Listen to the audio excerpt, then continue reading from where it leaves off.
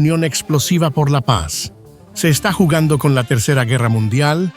Mira el video completo y cuéntanos qué opinas de este encuentro.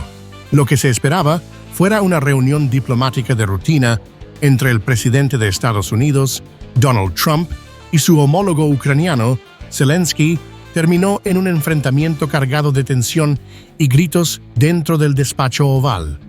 Un momento que nadie esperaba. ¿Cuál era el objetivo real de esta reunión? Firmar un acuerdo sobre minerales ucranianos que permitiría a Estados Unidos acceder a estas riquezas a cambio de inversiones y supuestamente garantías de seguridad para Ucrania. Pero todo cambió tras la pelea en el despacho oval.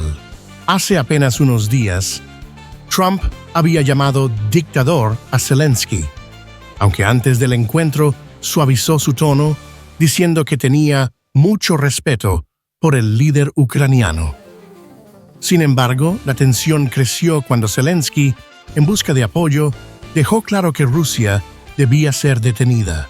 Kiev espera que el acuerdo, que le daría a Washington una participación financiera en la producción minera del país europeo, haga que la Casa Blanca se comprometa a proteger a Ucrania si la guerra con Rusia se reanuda después de un potencial alto el fuego.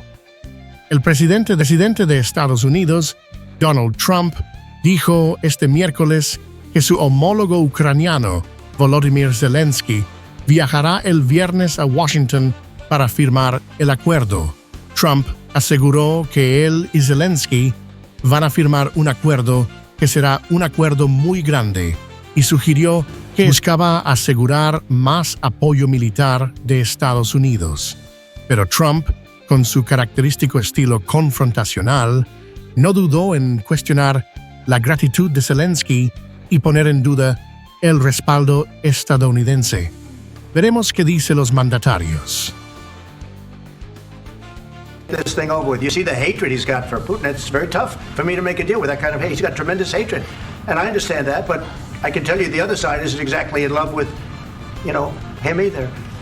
So it's not a question of alignment. I'm aligned with the world. I want to get the thing set. I'm aligned with Europe. I want to see if we can get this thing done. You want me to be tough? I could be tougher than any human being you've ever seen. I'd be so tough.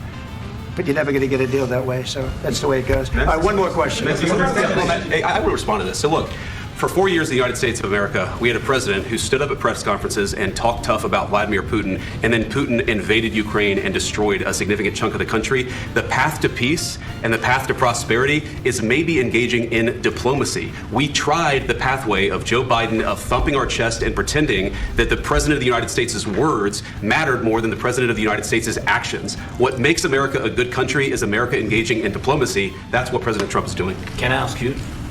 Sure. Yeah? Yeah. Okay. So he occupied our parts, big parts of Ukraine, part of East and Crimea. So he occupied it on 2014.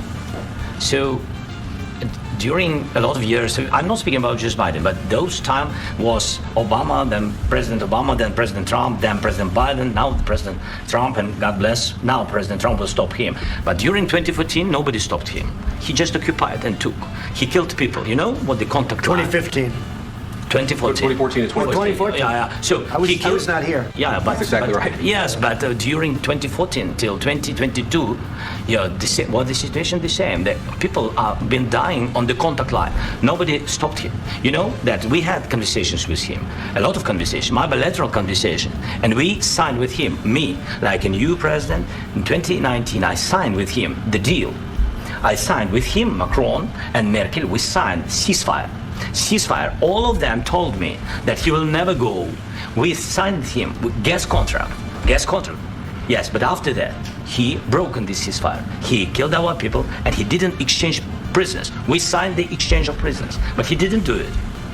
What kind of diplomacy GD you are speaking about? What do you mean? I'm talking about the kind of diplomacy that's going to end the destruction of your country. Yes, but if you Mr. President, with respect, I think it's disrespectful for you to come into the Oval Office and try to litigate this in front of the American media. Right now, you guys are going around and forcing conscripts to the front lines because you have manpower problems. You should be thanking the president for trying to bring an end to this conflict. Have you ever been to Ukraine? Did you say what problems we have? I have been to. Come once. I've actually watched and seen the stories, and I know what happens is you bring them on a propaganda tour, Mr. President.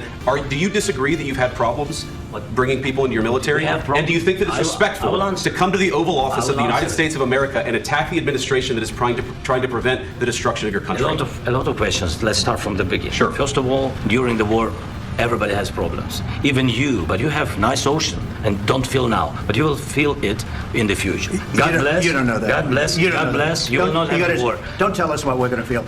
We're trying to solve a problem. Don't tell us what we're going to feel. I'm not telling you. Because you're in no position to dictate that. That's exactly what you're doing. You're in no position to dictate what we're going to feel. We're going to feel very good. Feel influenced. We're going to feel very good and very strong. You will feel influenced. You're right now not in a very good position. You've allowed yourself to be in a very bad position, and he happens to be right about it. From the very beginning of the war. You're not in a good position. You don't have the cards right now. With us, you start having cards. Right now, you don't. You're playing cards. You're playing cards. You're gambling with the lives of millions of people. You're gambling with World War III. You're gambling with World War III.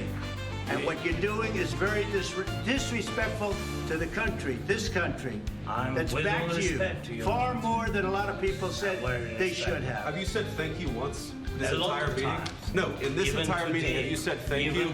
You went to Pennsylvania and campaigned for the opposition in October. Offer some words of appreciation for the United States of America and the president who's trying to save your country. Please, you think that if you will speak very loudly about the war, He's not speaking loudly. He's not speaking loudly. Your country's in big trouble. Can I answer? Wait a minute. No. You've done a lot of talking. Your country is in big trouble. I know. You're not winning. You're not winning this. You have a damn good chance of coming out okay because of us. Mr. President, we are staying in our country, staying strong from the very beginning of the war. We've been alone, and we are thankful. I said thanks you haven't in been this alone. cabinet. You haven't been alone. In this cabinet. We gave you, through this stupid president, $350 billion. We gave you military equipment, and you men are brave, but they had to use our military. If you didn't have our military equipment, this war would have been over in 2 weeks. In 3 days. I heard it from Putin. In 3 days. This is something maybe new. Less. In 2 weeks. Of course, yes. It's going to be a very hard thing to do business like this. I tell you. Just say thank you. I said a lot of times to American people. Accept that there are disagreements, and let's go litigate those disagreements rather than trying to fight it out in the American media when you're wrong. We know that you're wrong. But you see, I think it's good for the American people to see what's going on. I understand, sir. I think it's very important. That's why I kept this going so long. You have to be thankful. You don't have the cards. Thankful. You're buried there. Your people are dying. You're running low on soldiers. Listen, you're running low on soldiers. It would be a damn good thing. And then you tell us, I don't want a ceasefire. I don't want a ceasefire. I want to go, and I want this. Look. If you could get a ceasefire right now, I tell you, you take it so the bullets stop flying and your men stop getting killed. Of course, we want to stop the war. But you're saying you don't want a ceasefire. But I said to you, I want a ceasefire. With guarantees. Because you'll get a ceasefire faster than an agreement. Ask our people about ceasefire, what they think. That wasn't with me. For you what that wasn't with me. That was with a guy named Biden who was not a smart person. That was with Obama. It was your president. Excuse me. That was with Obama, who gave you sheets, and I gave you javelins. Yes. I gave you the javelins to take out all those tanks. Obama gave you sheets. In fact, the statement is Obama gave sheets and Trump gave javelins.